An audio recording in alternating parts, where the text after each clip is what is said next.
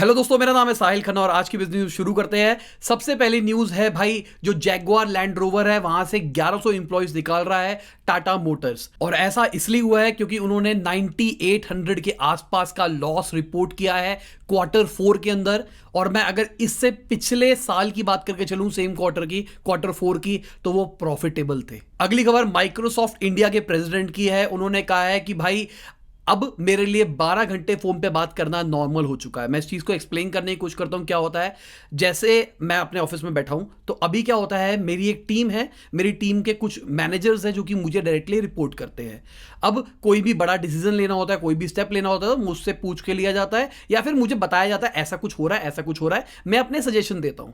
अब सामने अगर कोई बैठा होता है तो आप ढंग से एक्सप्लेन कर पाते हो, ढंग से चीजें हो पाती है। मेरे को भी पर्सनली दिक्कत आ रही है, मेरी टीम से जब मेरी बात होती है तो हमको वॉइस कॉल पे, व्हाट्सएप वीडियो कॉल पे बात करनी पड़ रही है। और आजकल व्हाट्सएप कॉल ड्रॉप भी हो रही है, पता नहीं क्यों हो रही है, इंटरनेट सही होने के बाद भी। तो इसके चक्कर में अपने को जो कम्युनिकेशन होता है उतना अच्छा नहीं हो पा रहा। जहां पहले एक मीटिंग होती जिसके अंदर 10 बंदे इकट्ठे बैठते थे और सबके सब मुझे ब्रीफ कर देते थे क्या हो रहा है क्या नहीं हो रहा, पर अब क्या हो रहा है, अब हर एक इंप्लॉय से मुझे इंडिविजुअली बात करनी पड़ रही है। अगली खबर पिंटरेस्ट की है। पिंटरेस्ट के 2 पॉलिसी ऑफिशियल्स से उन्होंने रिजाइन किया है। उन्होंने कहा है हमारे साथ डिस्क्रिमिनेशन होता है कंपनी के अंदर। मैं एक सवाल पूछना चाहूंगा, इससे रिलेटेड नहीं है, मैं वैसे नॉर्मली पूछ रहा हूं आपसे, मैं इनकी बात नहीं करके चल रहा हूं। तो आप बताओ, ये सोशल मीडिया आ गया है, इसकी वजह से आजकल बहुत सारी चीजें मिसयूज नहीं होने लग गई है। कुछ टाइम पहले की बात करके चलता हूँ, दिल्ली में एक केस हुआ था जहाँ पे एक लड़का था जो कि रोड पे बाइक पे था। उसके ऊपर एक लड़की ने एलिगेशन लगाया था, तुमने मुझे पता नहीं क्या क्या बोला है, क्या क्या नहीं बोला। इसके चक्कर में बहुत ज़्यादा मीडिया के अंदर वो बंदा उछला, उसको नौकरी से निकाल दिया, उसके घर के अंदर पता नहीं क्या क्या हो गया। बाद में केस जब खुला, ढंग से पता लगा, तो वो लड़की ने ऐसे ही झूठ बोला था ताकि वो उसको सबक सिखा सके। पर हमारी सोशल मीडिया ने पहले से ही आंसर दे चुके थे कि भाई तू रेपिस्ट है, तू ये है, तू वो है, तू वो है। मैंने उनका इंटरव्यू देखा कहीं पे, भाई बहुत बुरा लग रहा था देख के। तो आपको नहीं लगता सोशल मीडिया ने एक गलत पावर दे दी है लोगों के हाथ में? बहुत सारे ऐसे लोग हैं जो कि उसका मिसयूज भी कर रहे हैं। अब बात करते हैं जियो की।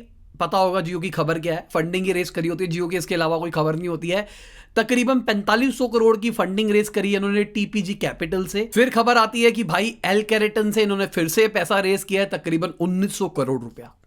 अब तकरीबन अपने 22% के आसपास ये डिल्यूट कर चुके हैं जियो वाले।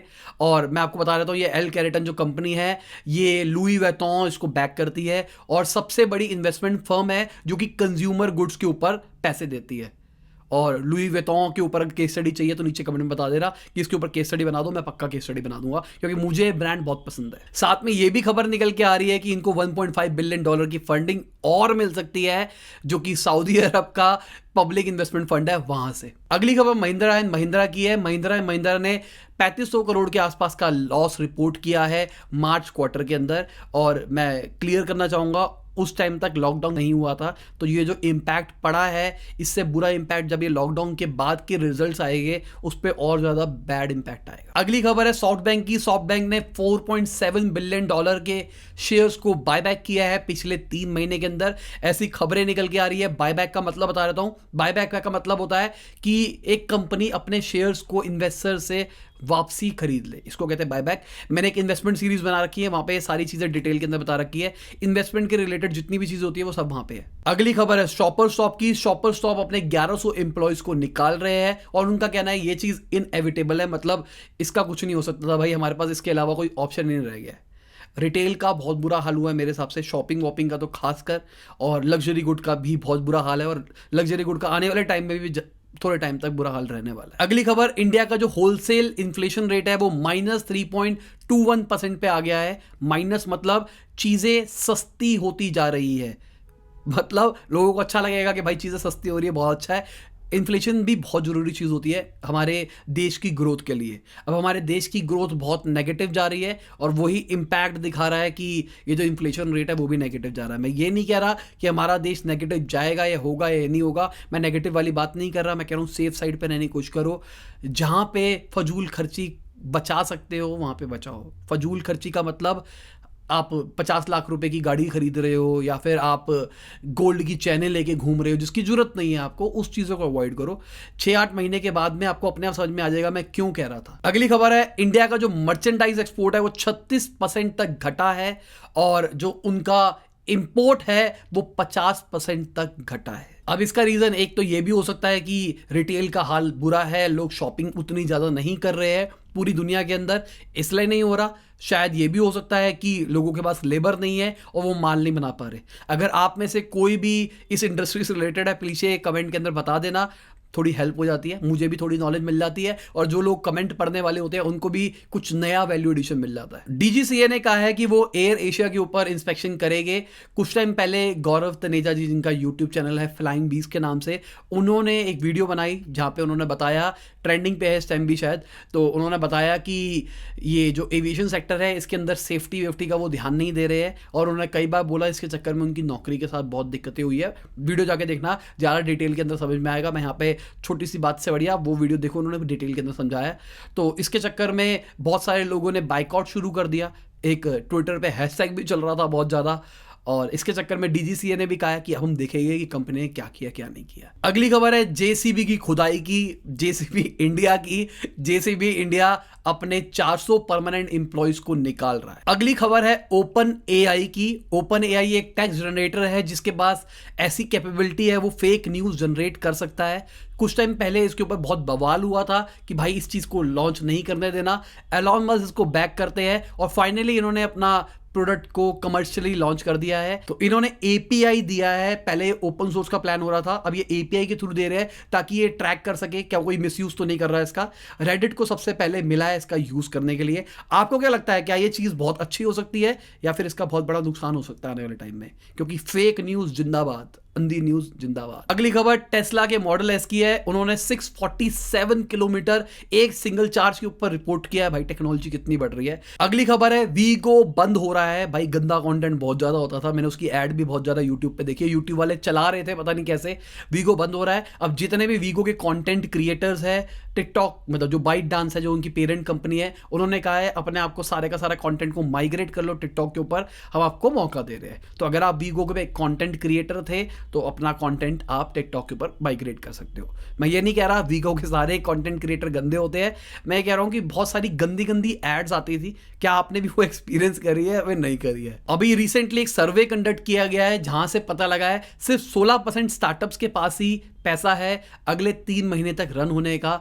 तो जो मैं बात बोल रहा हूं ना कि worse is yet to come, वो मुझे लग रहा है, ठीक है, मेरी कैलकुलेशन के हिसाब से ही लग रहा है। क्योंकि अभी आपको लग रहा है वायरस के केसेस बढ़ रहे हैं, मैं वायरस की टेंशन नहीं लेके बैठा। वायरस तो ठीक है, जो होगा, जो कांड करेगा वो करेगा, पर जो सबसे बड़ा कांड कर सकता है ना, जो मेरे को जो लग रहा है, वो कर सकती है भुखमरी। भुखमरी, लोगों की नौकरियां जाएगी, लोगों के पैसे नहीं होंगे, चोरी चकारी बढ़ेगी, बहुत सारे काम शुरू हो सकते हैं।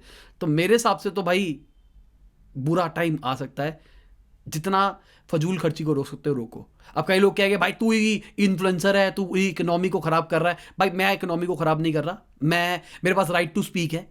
अगर मुझे कुछ लगता है तो मैं अपनी ऑडियंस से, मैंने कई बार बोला है, जो लोग मुझे फॉलो करते हैं मैं उनको अपनी फैमिली मेंबर की तरह ट्रीट करता हूं। तो जितने मेरे फैमिली मेंबर होते हैं मैं उनको भी वही बात बोलता हूं जो यहां पे बोलता हूं। पेटीएम के जो सीनियर वीपी है और पेटीएम फर्स्ट के जो हेड है, उन दोनों ने रिजाइन कर दिया है पेटीएम से।